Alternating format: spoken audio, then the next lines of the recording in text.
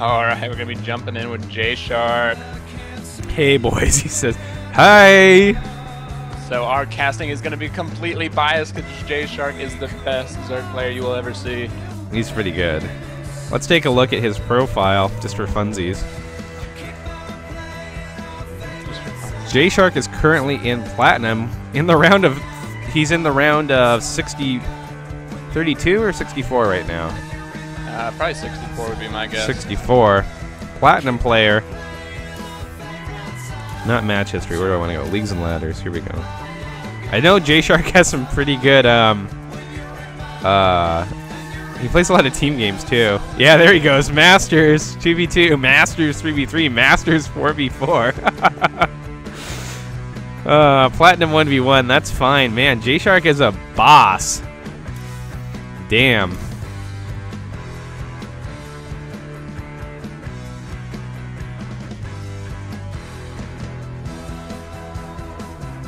The other caster's name is NerdSwagger, Dice Joe. Don't even worry about it. He's not even that important when you think about it. What's he even do? Sits there, analyzes stuff. That's what I do.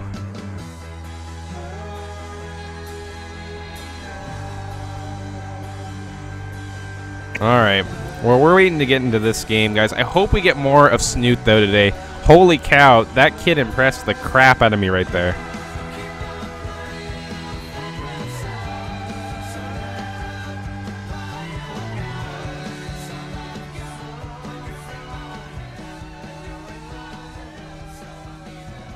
Oh, the other caster. I don't know.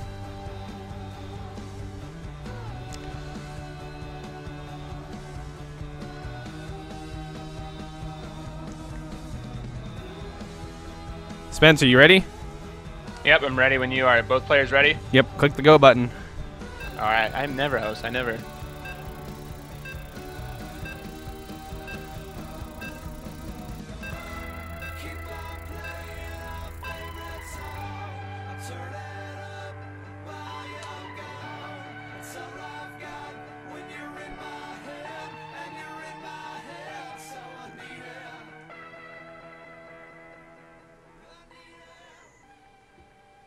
Alright, guys, so this is going to be Protoss versus Zerg again. So a repeat this time. JoRoSaR playing the role of Snoot as the Zerg on Tal'Darim Altar. There we go, a little bit of lag, but we are off and running, guys. JoRoSaR is an up-and-coming caster. This is going to be the most biased cast I've ever delivered. He is one of our fellow Playhem casters, and he is a really good singer. Yeah, you know what? He is.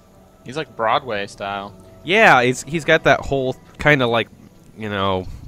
We might have to have an in-game interview after this game with JoRoSaR so he can just sing for us. I was gonna sing something and I'm like, nah, I don't want to. Okay. No, I was gonna, you know, as a joke, but it's more embarrassing than anything. This is Otwo. OT gonna go ahead, throw down the pylon there. Looks like he's gonna go for a Forge Fast Expand. But over here, our hero Zerg player, possibly one of the most handsome Zergs in the world, JoRoSaR, gonna throw this. Let's see, what is he doing? Just droning up. Well, that's fine. You know what? Because that's the best decision you can make right now. Because JoRoSaR only makes good decisions. I feel like Artosis just talking it up. It's like, dude, you got it. It's like, no way, man, no way. I mean, who makes the best decisions in the world? It's JoRoSaR. It's Jordan. No, Nestea is God. JoRoSaR. Let me tell you about Nestea, guys. Nestea walks on water. The man reinvented the metagame 3 times. 3 times! And then went back to the original metagame. And then brought it back around just to show people that he could. It wasn't even a good strategy. He's just showing people what he's capable of. Now, JoRoSaR here, I like his scouting pattern actually, going around checking for that proxy pylon. You don't want to get sunk before the game starts. So, smart thing to do. What a good guy. Meanwhile, down here at Protoss base, what's that? Oh, diggity diggity, it's a Forge. And Spider Blimp moving over here, going to be scouting at the, I believe that would be top left-hand corner. Meanwhile, this Ladrone going to go down here. Finally going to get the scout. So that would be the last position. This probe in front and gateway. So that's interesting. Gateway before cannon. That's fine, I guess. That is pretty interesting, I would have to say, actually. But, I mean, he sees... I mean, actually, that is really interesting in the fact that, you know, JShark isn't going for any sort of fast hatchery or anything. So, I mean, he could be pumping out a few lings to do some aggression, but that cannon right now, there he goes, placing up, is still going to be within time, so... Yeah. Not bad at all. Not bad at all. And here he goes, getting this wall-off set up. Actually, is this going to be an okay wall-off? I'm trying to... I guess it'll be alright. I hate it when you build the wall wrong. You know, it's that last building, and you're like, ah, son of a... And then you, like, make this weird, like, extra wall. It looks like some type of, like, architects, students, like, final thesis project because they want to be all, like, creative with everything they've learned. And you're like, we'll put the pylon behind this cannon next to the assimilator, and that will cause a choke such that... And they're like, nah, no, you just screwed up. Don't try to rescue it by, like, being all fancy. Like, you just did your wall wrong. It's fine. I mean, how is he going to wall this off? What's he going to do? Yeah, I don't know. That is a pretty good gap, and yeah, he was not the best in architecture class. There, I think it creates a small, maybe? Oh, I don't know. No, I don't think so. Never mind. I think that's completely walled off now. So that's, yeah, really his only choice. And I mean, later on, he can just snipe the pylon, and then he'll be able to get out. So I mean, that creates kind of a secure, safe way for him to get his natural up. I mean, if he wants to go out and do any aggression, if the Zerg player JShark's going to go for any sort of fast third, that's not really the best option, unless he kind of wants to warp in outside of it. But again, warp in takes quite a while. JShark here going ahead. Early lair, look at this. 6 guys on gas right now. He does have the hatchery down here. Queen ready to go. So JShark going to be going for some teching stuff. Maybe watch Snoot's game. Maybe he's going to go for some early Hydra stuff. I don't know. Transferring his drones down now. Here comes an initial zealot out from Olawal. I can't say that very well. Olawo? Olawo? Olo. I'm just gonna call him OT. He's OT. OT. OT's gonna be going into OT against JShark. Oh dang, dude! I heard what you did there. Yeah, OT as in overtime. Whoa. Huskers. Sorry. All right, getting a good surround on that. There he goes, regaining that map control. Snipe that Zealot, get that Zelnaga, get that vision that he needs just in case the Protoss is going to be making his way across the map. But again, we should not see any aggression for quite some time. He's trying to build that sentry count out right now so he can start getting a ton of energy on them so he can get some nice force fields later. JShark going with a Nidus network right now, actually, so he's going to be looking to be aggressive, but we don't see a Roach Warren or a Hydralistan or... You know what? And that's fine. Any slow units. That's fine because the timing that he's going to hit this, he knows from the Forge Fast expand that there can't be that many units out, so long as he can reinforce this, okay, I'm trying to figure out, does he have vision? Oh, he has this Overlord here. Oh, snipes, here it goes. Actually, this could work really well because... OT right now, he just barely sees us. He doesn't even have the units to take care of that. So I actually predict JShark could take this right now. Oh yeah, I believe that as well. 5 more gateways on the way for OT. Here come the Lings streaming into the main right now. They're going to be able to take out a ton of probes. These probes trying to micro around JShark. You need to focus down those important units. Sentry's getting caught in the back. They're going to be taken out right now. And now he's going to start focusing down the main base, and that is going to go down. More probes being... Oh god, hold position, JShark. It's your friend. Position, JShark. If JShark pulls back and snipes his pylon back... Oh, he's got it. He's got it. Well, he's in. Yeah, he's definitely got this. There's more probes aren't going down. He doesn't have like the best area to attack him in. There he goes, holds position. GG. Woo, JShark! Yeah! Attaboy.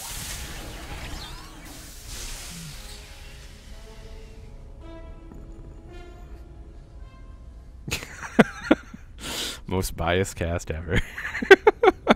I'm sure at the end of like MLG to be the same thing, like woo, Losira. It's like, oh wait, no, unbiased. Wow. All right, well that's JShark advancing to the round of 32, guys.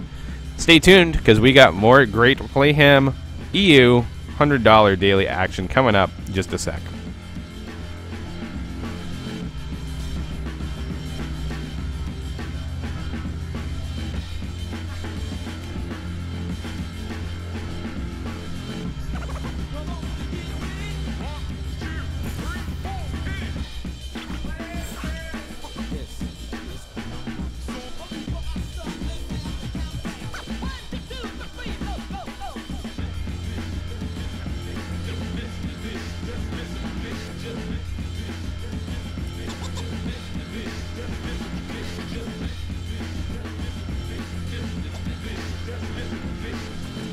J-Shark, How's it going, boys? talk us through your victory, buddy. Well, I just thought if Stacia was gonna... If you're... Ooh, pardon me, do I have the... Okay, let's turn the stream off. There we go, got it. I'm no longer confused. Just thought I'd see what you guys were saying. No, I mean, you don't really expect a Nidus that early, so I just thought it'd be pretty funny. And, Well, as we were saying, it worked a little bit better than I thought it would, because I thought he had... I thought he'd get the wall off between the main and the natural a bit longer, and when I saw that, I thought, "Oh no, this is horrible." But then there was conveniently, I mean, he conveniently saw you a bit of a hole Nidus, there. too. he saw you do it, but he couldn't do anything about it He because didn't react in time. Yeah. Yeah, but guys, I can't do this anymore. I'm sorry. Did you guys not look at my profile? I think Maximus in chat got this, and neither of you saw that I play Terran, right? No, I don't care. No. That's You keep just, winning as Zerg. that's so not important if you can do that. I mean, Found your new calling. I have to give credit where it's due. Katu's playing on my account. all right. Well, hey, your opponent's here, so we're gonna go ahead and we're gonna kick you out of the Skype chat. You should shut off the stream there, and good luck in your next round, buddy. Will do. I will play Zerg with the power of my mind. All right, sounds good. See you soon, Take care, J-Shark. guys. Have a good one. Ciao. That was J-Shark. Taking games, taking names. Taking games. taking down the opponents. He's a gonna fighter. win He Playhem. jukes. He's gonna He win fights. He Playhem. plays Zerg. Not really. He plays Terran, but Close enough. what J-Shark actually did there, guys, was I don't know if he even realized it after talking to him, but he did hit a really good timing with that because he got him right before those gateways were up. And if you understand the timing, if you know that those gateways are going to be down and active by, it's usually the 7-minute 20, 7:40 mark, when as a Protoss player you want to slam down those what do they call the gateways, and then you do whatever. Sentry count's going to be really low. You have to blow a lot of resources to build that wall. I mean, it's not a bad plan. Had his Overlord gotten spotted, though, that would have been the end of that. So, just throwing that out there. It's Brickhead versus JoRoSaR. This is on NASL TPW something. I've actually never played this map. I know nothing about it, so you'll have to help me out, Spencer. Tell me about this map. Well, Shane, let me just take a look around again and make sure I'm familiar with it myself. I've actually only casted about 2 games on this map so far, so I'm actually pretty familiar with it again. And you know what? I'm gonna bug you for it because I wasn't listening. What's the name of this map again? NASL TPW Artifice. Artifice? Okay, yeah. I've casted 2 or 3 games on this map. If we kind of look in the middle of the map, there's these like fence-like things. Fence-like things, looking. Yeah, there's like fence-like so things. those are like bushes, and like if one unit's on one side and one unit's on the other side, like opponent-wise, they can't see each other. They can't like fire at each other. But you can walk through it, right? Oh yeah, definitely. You can walk through it. So I mean, but it just creates that kind of barrier of vision, that fog of war. And that's all the way around the middle of the map, so it's a really interesting implementation on this game type.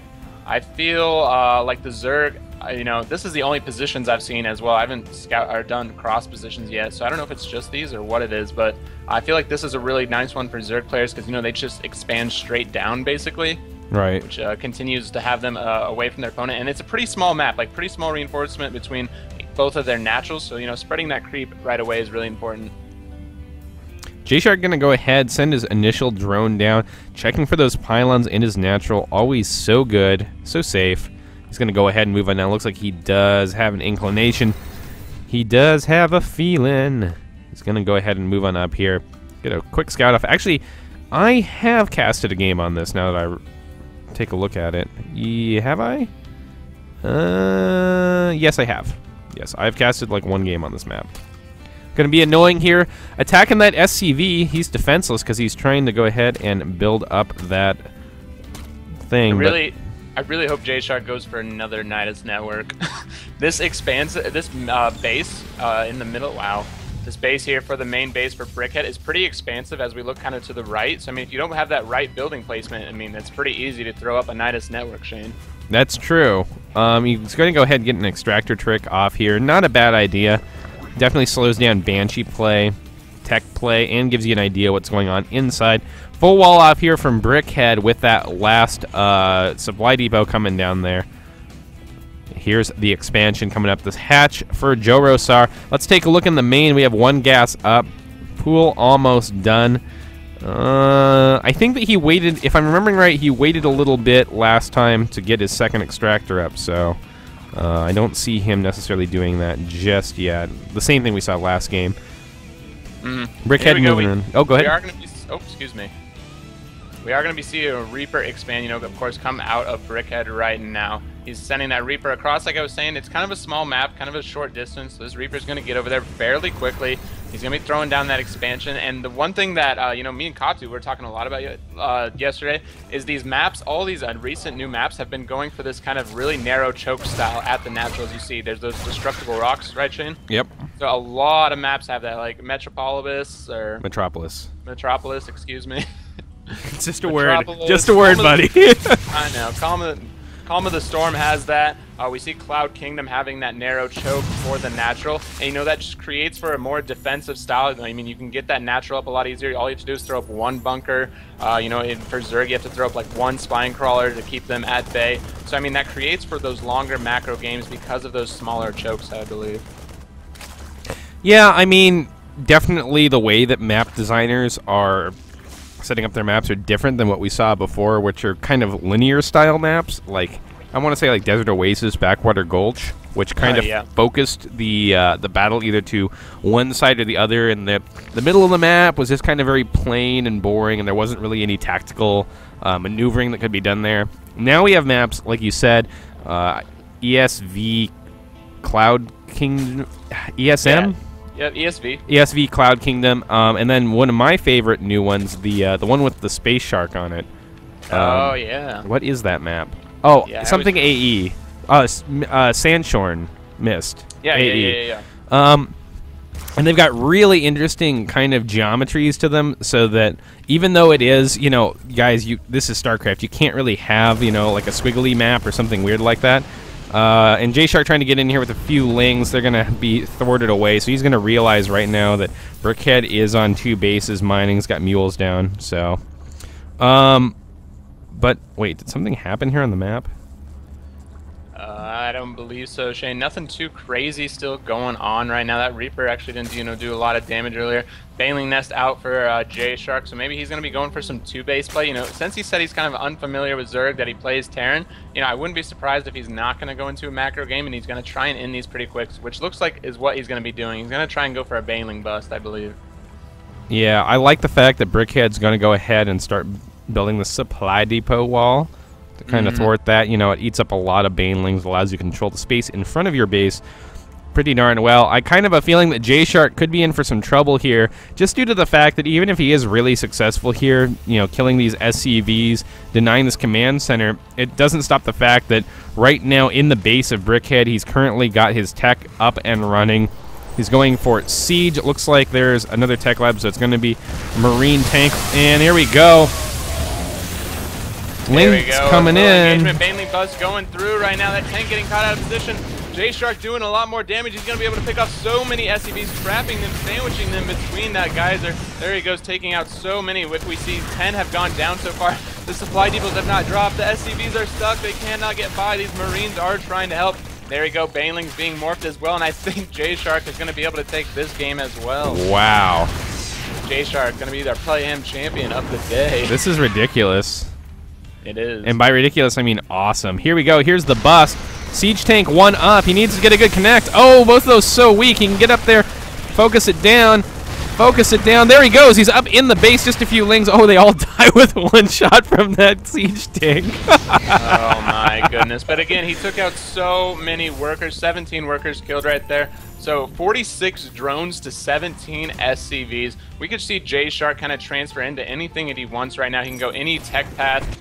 He is throwing down a lot of gas geysers right now, so he should be, yep, there he goes, going for that layer tech. I wouldn't be surprised if he just went the muted direction right now, but one thing he's going to have to be wary about, he has no really static defenses up right now. He might want to throw down a spine crawler or two just to be a little you know, a little bit more defensive. He's playing pretty greedy, I would say. He is not prepared for a counterattack, and I think that it's not necessarily him being a bad player. It's him not being a Zerg and understanding the dynamic between when you do an attack against a Terran in the mid game, he will probably counterattack you. I should say everything except for ZVZ, so that's true for PVZ as well. Once you attack, there will be a counterattack, most likely. I'm really surprised Brickhead didn't go for it because he is now playing from way behind, and unless you do something, you get some damage in, you're just going to lose the game. You're setting yourself up for failure if you don't do something. Macro hatch on the way, so he'll be on 4 hatches. He'll have plenty of resources. Here's the Spire coming out, exactly what we expected here, guys. Centrifugal Hooks also coming out, so Ling, Bane, Muta, pretty darn good against Terran, especially considering the fact that from what he's seen, it's very siege tank oriented and marine, so I think he'll do fairly well here. He needs to continue expanding at a normal rate here. He needs to explode. I see he's getting 2 Evo chambers, so he's doing everything that he should be doing right now as a Zerg player. But yeah, there's some fundamental things here that maybe he isn't doing just because he's not used to playing the race. Yeah, definitely. One of the things too that's kind of major is he's got this 3rd base up and running. I guess it's kind of a half-third, isn't it? I didn't notice that. Yeah, it's only got one geyser. One geyser, but I mean, that's still important when you're going for that Spire tech, Shane. He needs to get that gas geyser right now so he can start collecting that gas for the mutas. And here comes a little bit of a counterattack, or I mean, maybe it's not a counterattack. It's been a while, I guess. So a regular wave coming down right now from Brickhead, and we are going to have to see JShark be ready for this. He needs to take out those tanks. Those are the things he needs to snipe. Oh, man, here we go. Baneling's morphing in the back here. Looks like he might be able to get set up here. There's the siege.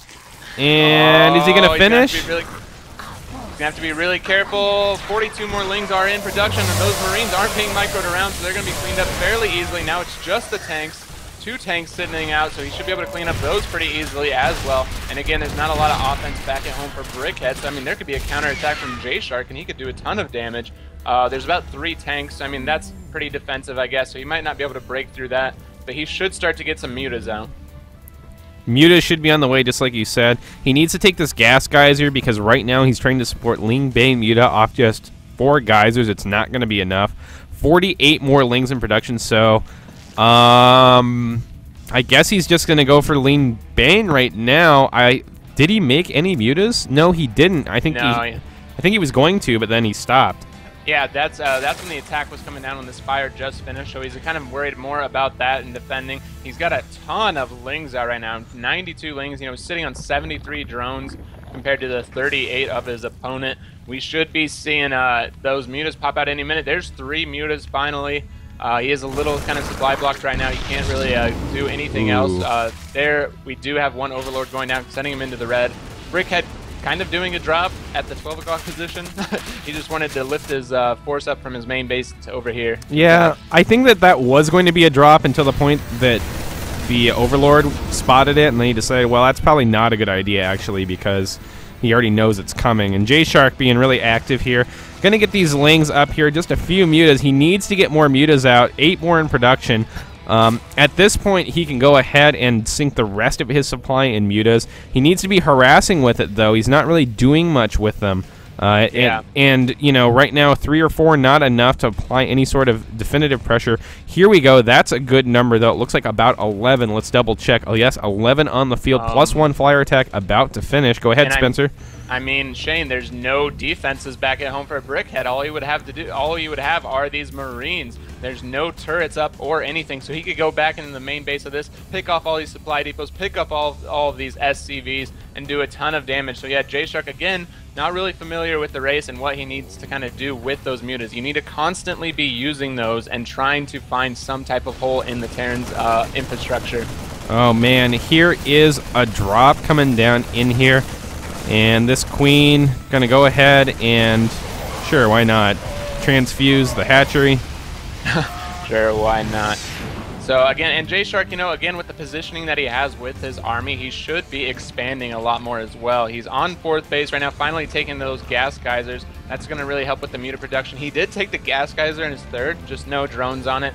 So a little small blunder coming out of him, but he is maxed out right now, so we should be seeing an attack come out of him.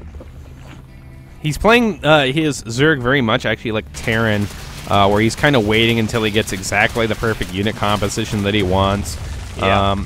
I think he's stuck. He's a little confused because he'd like more mutas out and more high-tech units, but he's built so many lings that he's actually at, like you said, max supply right now, and I think he's hesitant to go ahead and throw these guys at his opponent. What he could do at this point is take a lot of drones and make a spine crawler wall right actually at this choke. Wouldn't be a bad spot for it. I'm almost certain he could make all of those lings into banelings. Or all into banelings, yeah. He's kind of at that point where he's just kind of, you know, over his opponent substantially. Yeah. He could definitely win. There's kind of a drop trying to go down over here at the bottom right. This medevac should get picked off by these mutas, and there's going to go. It's going to try and unload, but no, it is going to get picked up again. He should be attacking. Using these mutas a little bit more. Yeah, he should definitely be a lot more aggressive. And here comes the Terran. You know, he's like, I'm not maxed out, but I'm going to head out. So, JoRoSaR playing really, really defensively, taking another base down here in the bottom right, actually, as well. Well, you know, if JoRoSaR doesn't win here because of this, I'm going to be really surprised. Because he should be able to crush us even just with his lings. There are +2/+2. Crackling's on the way. Oh my god, just going to more 56 banelings. No bigs, you know, just going to make some banelings over here. And here comes the Terran force moving down. And we're going to have an engagement here. Here we go. Whoa. GG.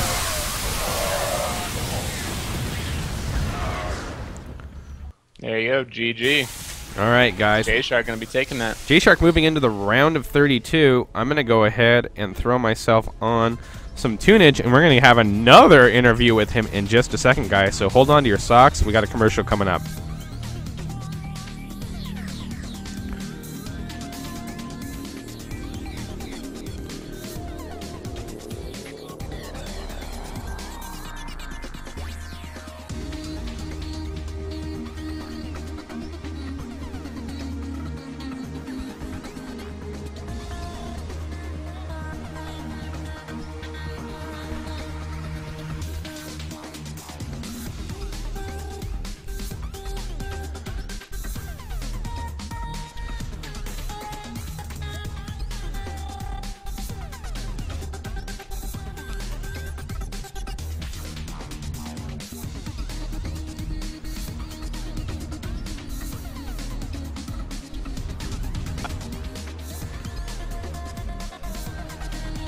Yo, yo, yo. Hey, buddy.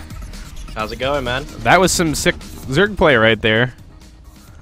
How you feeling? I thought it'd be yeah? You're moving into the round of 32. If you make it through this round, you'll be in the semifinals, quarterfinals, sorry. Yeah. Still best of ones, man. Still best of ones. You have one more game of best of one, from my knowledge, and then you're on to the quarterfinals. How do you feel?